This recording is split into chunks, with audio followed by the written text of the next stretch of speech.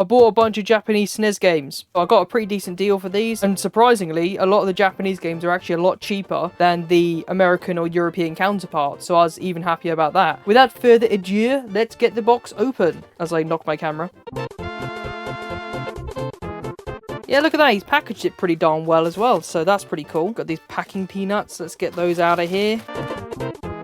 So, where do we start? First of all, okay, let's start here. Get these open. So these are the Donkey Kong Country games. Now in Japan, they're called Super Donkey Kong for some reason. We've got Super Donkey Kong 1 and Super Donkey Kong 2. So I do have all three of these. The only thing I didn't like is, if you look at the back of the cartridge, that is not in the best of conditions. Fortunately, you wouldn't even be able to tell from the front, so you can tell from like the sides and stuff. I mean, I'm not too bothered about that. That's the one with the worst back on the cartridge, but the rest of them are really solid. Super Donkey Kong Country 2, look at that. The back is almost perfect. It's slightly yellowed, but that's fine. And obviously, we have Yoshi's Island. Now, this one I was quite excited for, because not only, as you can see, does it use the Super FX chip, I believe, because you've got these two pins here, which is for extra cartridge stuff. But also, again, this is a lot cheaper than its American or European counterpart. So this was probably like a tenner or something, whereas the American version or European version goes for 25, 30, whatever it is. I'll show it on screen, whatever it is. Really happy with that. Right, so first up, the one I'm probably the most excited for here is Kirby Super Deluxe. Or, the American version is called Superstar, and the European version has the worst name they could have possibly chosen. It's called Fun Pack.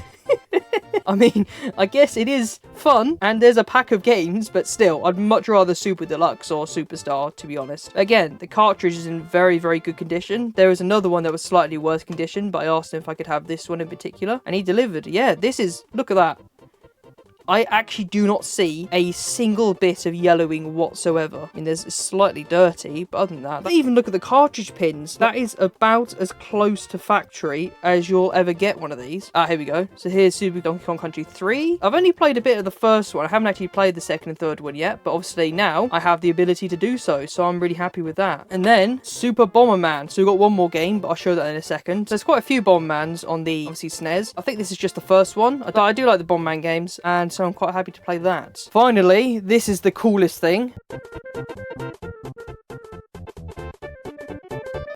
There we are. Look at that. Look at that. So this is a boxed copy of Mario Kart, as well you can tell. The condition of the case is not that great, unfortunately. I would have liked the case to be a little less damaged, especially around here. This bit really has seen better days, but I just really wanted a box copy, and that was a pretty decent price. So this was 16 quid or just under $20, that kind of thing. Obviously, most of the back is in Japanese, so I will open it now without trying to damage it. Yeah, look at these flaps. These flaps are a little bit worse for wear.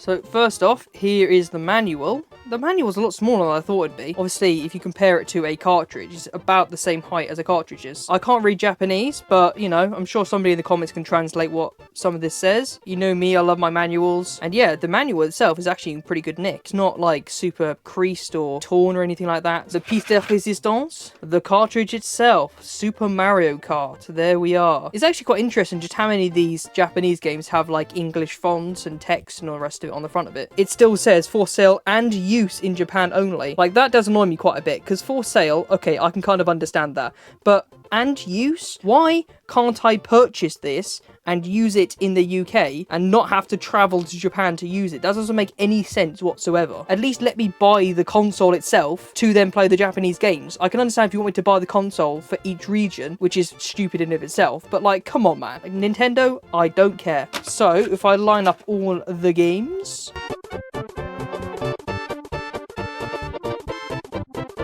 And here we are, so here's all the games laid out. So Yoshi's Island, Bomberman, Kirby Super Deluxe, the triple Super Donkey Kong games, and Super Mario Kart. I might test the games and just say how many of them worked out of the box, but...